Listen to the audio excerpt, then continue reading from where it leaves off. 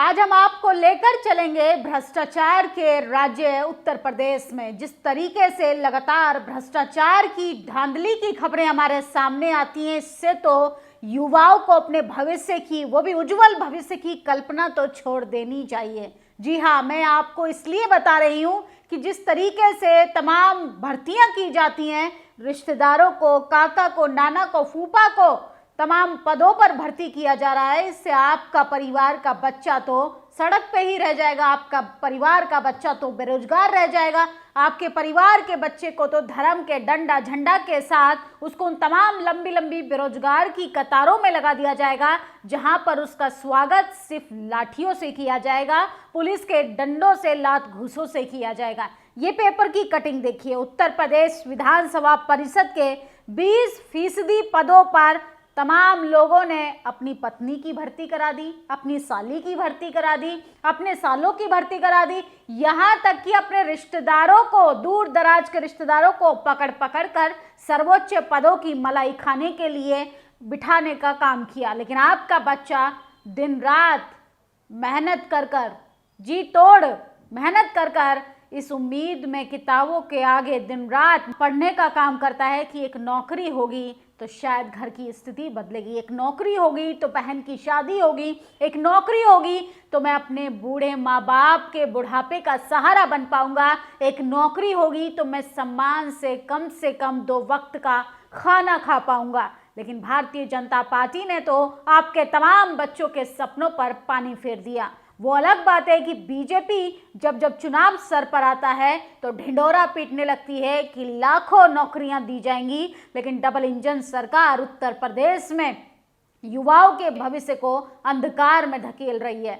मोदी जी, हमें पुराने दिन लौटा दीजिए, अच्छे दिन नहीं चाहिए। सोचिए, अच्छे दिन की आस में देश का युवा 10 साल से सरकार से गुहार लगा रहा है, नियुक्ति पत्र दे दीजिए तो मारा जा रहा है, नौकरियों की भर्ती निकालिए तो पिटाई खा रहे हैं। सोचिए किस तरीके से एक दिन पेपर कराने को लेके भी सरकार इन सुनवाई को नहीं सुनती है, और जब पदों की भर्ती की बात आती है तो लिटरल एंट्री से कैसे धांधली कर कर अपने पदों पर रिश्तेदारों की भर्ती कराई जाती है। रिश्तेदारों की भर्ती को लेकर आरोपों में घिरी भाजपा सरकार उत्तर प्रदेश विधानसभा और विधान परिषद के खाली पदों में 5वां हिस्सा अधिक महत्वपूर्ण व्यक्ति वीआईपी के रिश्तेदारों से भरे जाने की खबर ने पूरे देश को झकझोर के रख दिया है।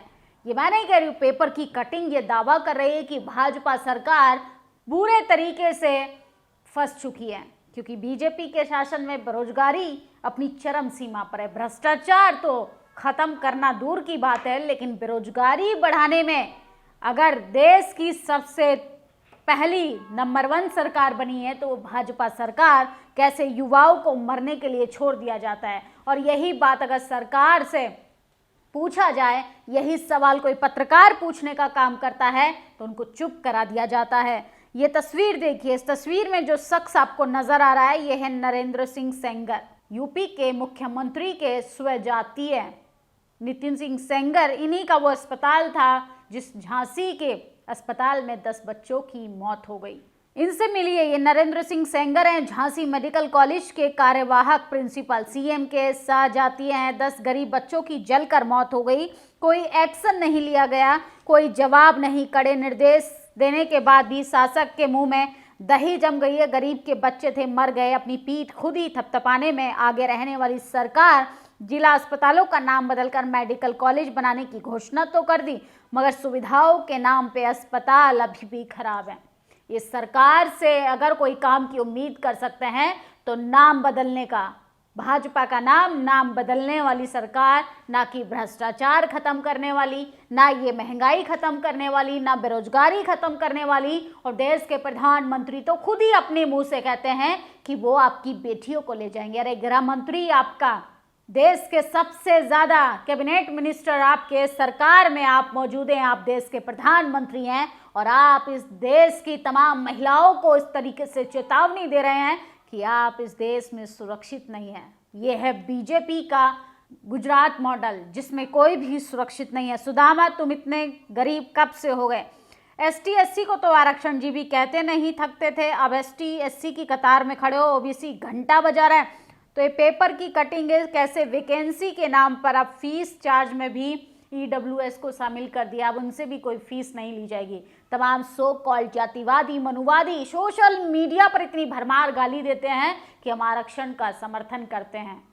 सोचिए, ईडब्ल्यूएस कोटे, आर्थिक आधार पर जनरल कैटेगरी के लोगों को भी अब कोई फीस चार्ज नहीं देना पड़ेगा। इससे अंदाजा लगाइए कि जातिवाद कितना मजबूत है इस देश में। और यूपी एआरओ भर्ती में बड़े घोटाले का खुलासा। 38 अधिकारी, मंत्री, सचिवों के बेटे बेटियां, एग्जाम एजेंसी के मालिक की पत्नी भी आरोप बनी। उत्तर प्रदेश की विधानसभा विधान परिषद में 186 ऊंचे पद निकले। भर्ती में घोटाला सामने आया। आरओ एआरओ जैसे 37 पदों पर नेताओं का एग्जाम कराने वाली बाहरी एजेंसियों के मालिकों ने अपने रिश्तेदारों को बिठा दिया। तो अब आपका बच्चा झुनझुना बजाएगा। इस देश का सिस्टम कैसे काम करता है, इससे आप अनुमान लगाइए। सब सिस्टम में उन्हीं की पार्टी के, उन्हीं के परिवार, उन्हीं के रिश्तेदार और आम नागरिक सिर्फ टैक्स देते देते अपनी कमर घिसवाने का काम करता है। भाजपा सरकार सिर्फ उनको होर्डिंग बैनर पर विकास दिखाती है, जिसके लिए वो करोड़ों रुपए खर्च कर देती है। जब चुनाव आता है, बीजेपी अपनी छवि बचाने के लिए, अपनी इमेज को अच्छा बनाने के लिए करोड़ों रुपए जो है वो आग में झोंकने का काम करती है। अगर यही कोई अस्पताल पे काम किया होता, स्कूल बनाने का काम किया होता, महंगाई को खत्म करने का काम किया होता, महिलाओं की सुरक्षा का जिम्मा लिया होता, तो आज भाजपा सरकार को ना किसी एजेंसी का सहारा लेना पड़ता, ना ईडी सीबीआई का डर दिखाना पड़ता। और जिस तरीके से उत्तर प्रदेश में पदों की भर्तियों पर धांधली की जा रही है, इस सरकार को उखाड़ फेंकने का समय आ गया। जिस सरकार को आपके बच्चे की भविष्य की चिंता नहीं, जिस सरकार को युवाओं के भविष्य की चिंता नहीं, वो सरकार को ज़्यादा दिन तक सत्ता में नहीं रखना चाहिए। ये सब इलेक्शन कमीशन क्या हो रहा है, झारखंड चुनाव में ऐड सीधा मुस्लिम पहचान को इस तरह से दर्शाया जा रहा है। क्या बीजेपी के पास कोई मुद्दा नहीं? एक टेलीविजन पर ये ऐड दिखाया जा रहा है जिसमें सीधा तौर पर हिंदू मुसलमान किया जा रहा है। भाजपा सरकार के पास कोई मुद्दा नहीं है, कोई उसके मैनिफेस्टो में विकास के नाम पर कुछ नहीं है, सिर्फ हिंदू मुसलमान, पाकिस्तान, नेहरू, जिन्ना वगैरह वगैरह सब। लेकिन जब उससे विकास पर सवाल पूछा जाए, जब उससे वाजिब सवाल पूछा जाए, तो उन पत्रकारों को भी डराया जाएगा, युवाओं को भी पीटा जाएगा, महिलाओं को भी घसीटा जाएगा, किसानों को भी धमकाया जाएगा। ये है डबल इंजन का डबल विकास। दिल्ली में सांस लेने में मुश्किल हो चुका है। दिल्ली पूरी तरह से गैस चैम्बर बन चुकी है। दिल्ली की जगह जगह कूड़े को जलाया जा रहा है। ना पराली जलनी बंद हुई है और ना ही आंकड़े छुपाए जा रहे हैं। करोड़ों की लागत से सीपी में लगे स्मोक टावर पर ताला लगा हुआ है। टूटी फूटी सड़कों से धूल उड़ रही है। तो तमाम लोग जो हैं, ये स्वाति मालीवाल ने ट्वीट किया है कि दिल्ली में पॉल्यूशन चरम सीमा पर है।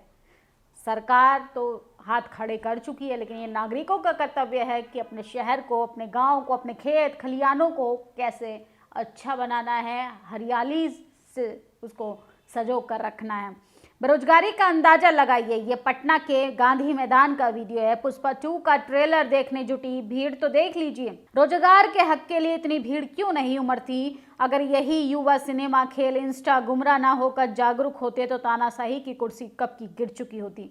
पुष्पा 2 के सोचिए ट्रेलर प्रमोशन में ये जुटी भीड़, इसकी संख्या, ये तादाद बता रही है कि बेरोजगारी का आलम अपनी चरम सीमा पर है। बेरोजगारियों की भरमार है इस देश में। और सोचिए, सोशल मीडिया के नाम पर आपको 1.5 GB डाटा देकर, मुफ्त में 5 किलो आटा देकर इस सरकार ने कैसे आपके बच्चों के गाल पर करारा चांटा मारने का काम किया है।